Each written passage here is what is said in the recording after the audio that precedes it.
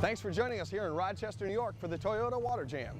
I'm your host, David Nisley, and we're halfway through the 2010 IJSBA Pro Watercross Tour.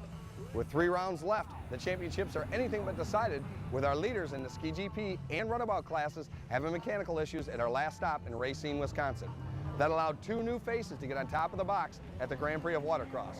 Rick Shirker and Trey Frame will look to build on their success in their bid for a national championship. Stick around, the action heats up here on the Beach Sports Network.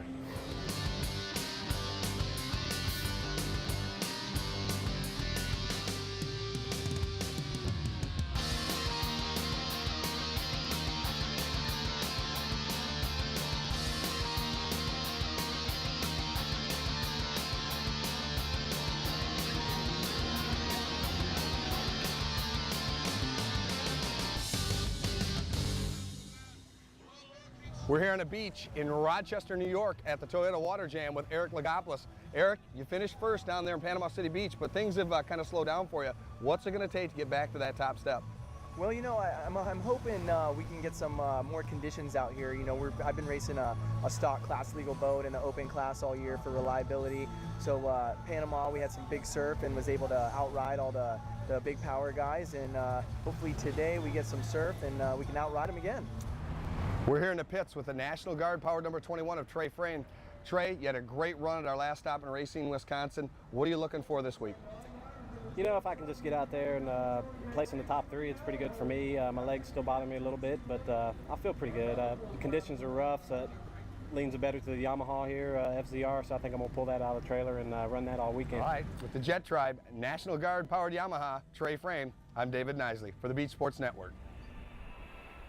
Overall results are determined by adding the finishing positions from each of the 3 motos together. The rider with the lowest sum will receive the higher ranking. In case of a tie, the rider with the better finish in the final moto will get the win. Let's get back to the action. Pro-Am Runabout Open Moto number 1 coming off the gate right there in the center of the screen. That's Erminio-IJSBA on that Judge Motorsports ride. Gets to that marker first. He'll take the whole shot as he makes the left. In behind him looks like the number 1 of Troy Schneider, the Neptune Racing rider out of Bradenton, Florida, trying to chase him down. Followed by the 21 of Trey Frame on that National Guard powered ride out of Charleston, West Virginia. You can see still holding the lead there, the number 4 of Erminio-IJSBA. Making a bid for second, however, Trey Frame on the 21 out of Charleston, West Virginia, with Eric Lagopoulos in behind him. Pulling the trigger down the back straightaway, that's our leader, Erminio-IJSBA. IJSBA, your current national points leader in the IJSBA Pro Watercross Series. He's up front on that Judge Motorsports Kawasaki. Left-hand turn, he'll come down this front straightaway, peeks over his shoulder to see who's back there, realizes he's got a lot of open water between him and second position, so he'll watch that battle closely. In second place, you got Eric the Outlaw Lagopoulos on the number 11, all by himself. Where is Trey Frame on that 21 National Guard powered ride? There's Trey Frame. We found him in the surf, the 21 rider. Boat problems. He'll be out of the race here. That's a tough break. Currently running 3rd in the point standings. That's going to be a hard hit for him to overcome as we have 2 more stops after Rochester's Toyota Water Jam this weekend. So he'll have work to do here. Get in the pits there, see if he can get that thing ready to go for Moto 2 and Moto 3. You can see him there, the number 4, your leader, Erminio-IJSBA, going out and getting away. He checked out early in this race. He's going to conserve some energy because he knew the battle was happening behind him, and he saw the breakage of Trey Frame on that number 21 National Guard powered ride. So with Frame out of this thing, he knows that second and third are quite a ways back. Here comes Lagopoulos charging across, taking a white flag. That is the second place rider right now. So Lagopoulos, with a lot of ground to make up, he's going to get back into first. And the number 6, Tim LaPierre, comes across. So this could be the first podium finish for the number 6 rider, Tim LaPierre. You can see Troy Schneider just kind of easing over the finish line there. He's running a distant 4th right now as our leader comes around, the number 4 of Erminio-IJSBA. He's going to take the checkered flags for the first moto win here at the Toyota Water Jam in Rochester, New York.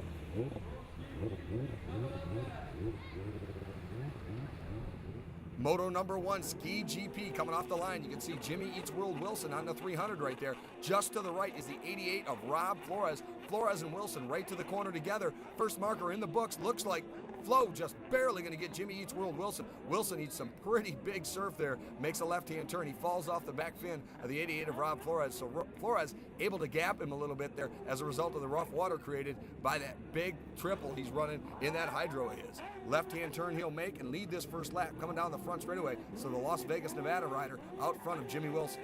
Interesting thing here for Jimmy Wilson, he's had some boat troubles over the last couple of weeks, but he's still running third in the overall standings with Rick Shirker in second. So if he can get a few points here on the 912 right there, the defending national champion, Rick Shirker, it could be big news. Heading into those last two events we have at Lake Hartwell and then down there in Charleston, West Virginia. Just two more stops on the IJSBA Pro Watercross Tour as we take a look at Minix battling with Bill Hurricane Haig there. We pick the action up with your leader, the 88 of Rob Flores, feeling some pressure from the 300 of Jimmy Eats World Wilson. Wilson looking ahead. Wilson, with boat problems again, Wilson pulls out his lanyard and stalls the boat. That's a rookie mistake. He doesn't usually make that kind of mistake. So tough break as he looks over his shoulder. He can see both Carmine Colangelo and Rick Shirker get by him. Bad move there. Jimmy Wilson with another tough run of luck. He does get refired, but he shuffled from second to fourth. That's going to be tough sledding because those two guys in front of him, veteran skiers, he's going to have a lot of ground to make up. It's going to be difficult for him to get back into that second place position.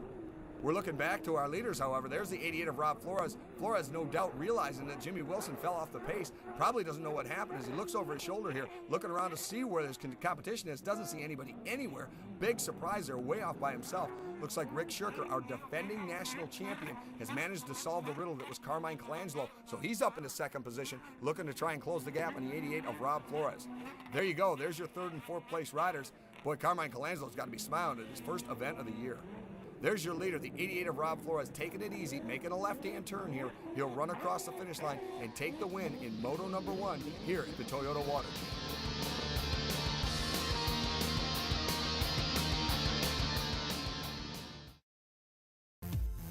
Your life is always on.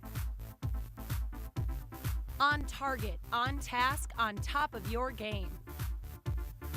You can't afford to be off. End your night with a Rebootizer, the all-natural detox shaker to help rid your body of harmful toxins that slow you down, so you can carry on. Rebootizer, great night, great morning. Well, we got a minivan for the kids. Right. But we got a Sienna to match how awesome we are. I like to call it the swagger wagon. Yeah, we came up with that. Swagger. It's actually a lot like our family. Stylish and modern, super good looking. You know, sometimes when we roll up in our swagger wagon and people see our style, I don't want to say that they get jealous. Yeah, you do. Yes, I do. Meet the family and the new Sienna on YouTube. Toyota. This is the Beach Sports Network, brought to you by...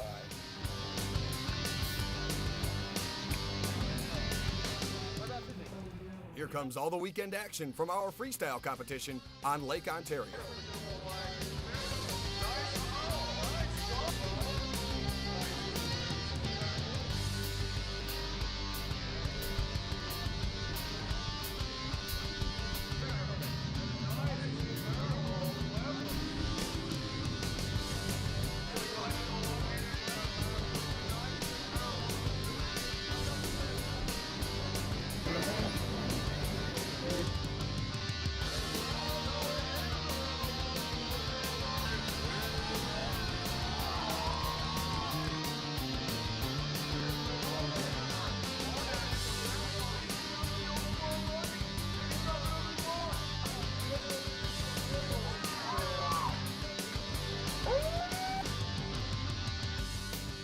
You know, it's going to take a lot because I've got lots of competitors out there that they're tough and they're good at what they do. So, I mean, me being a first-timer this year in freestyle, you know, coming from a racing background, it's going to be tough, but I'm going to give it my best shot. Yeah, I think to win the title, I'm going to definitely have to beat Power Daddy next weekend. So that's going to be the next step for me, is just focus on making sure I keep Lefty behind me and try to get ahead of Power one more time like I was able to do back in Racine. He's riding really good this year, so my focus is just going to be on looking at what he's doing, reviewing some video, and then trying to do it bigger, kind of Twangle style. I got to thank my sponsors. I got X Green, Slippery, Powersonic batteries, full spectrum carbs, ADA heads, Skytrack impellers. Some great people, man. They help me out, and all the help you can get makes it worthwhile. All right, how about that? Make some noise, our champ for today. Hi, I'm Olga Jansen, and I'm here to introduce to you guys the Jet Tribe Tech Tip. I'm Bill Hurricane Haig. And I'm Tim Judge, owner of Judge Motorsports and tuner for Trey Frame and Armenia-IJSBA. On this week's Tech Tip, we're going to show you the insides of a Pro Open Runabout pump, or the nozzle. This auto draw system here is what enables us to take a boat making 400 horsepower running in the 90s, make it turn around the buoys as sharp as what you see. When you turn these boats left or right, the nozzle will drop. As the nozzle drops, it pushes our bow down and enables us to make the tight turns around the buoys without pushing the bow and missing the corner. Okay, and in a place like Rochester where we have sometimes rough, sometimes flat, it's just a simple matter of turning these screws a little bit to drop that nose where you need it? Yes, we also have the ability to aim this nozzle up or down. By aiming it down, we push the bow down for when it's nice and choppy, the boat will fly straight. When we get to a race when it's really flat water, we need all the miles an hour we can get, the boat's its fastest on its tail. Then we'll trim this nozzle up, bring the boat to its tail, keep it to where it still has enough adjustment here to drop the nozzle to turn, and that's where we get our mile an hour for the flat water race. So one of the big features that they put on those pro runabout open boats to get them to hook up in that rough water. Stick around for more after this. Thanks for checking out the racing. For more information, contact UWP-Inc.com. The freedom of the open water. There are no signs to tell you where to go, or crosswalks to slow you down, which might mean having to stop at a moment's notice. Sea-Doo is the world's first and only boat with a brake for a whole new level of safety. And with 88% purchased a decade ago still out there today, you'll enjoy the thrills for years to come. Sea-Doo. With the upswing of the economy, we want to bring the EVP Tour to your beach and your community. So stop by evptour.com for more information. This is the EVP Tour. Welcome to the Beach Sports Network. We have beach tennis and beach volleyball and jet skiing. So we hope you can bring your sport to the Beach Sports Network. So don't miss this opportunity and visit our website today.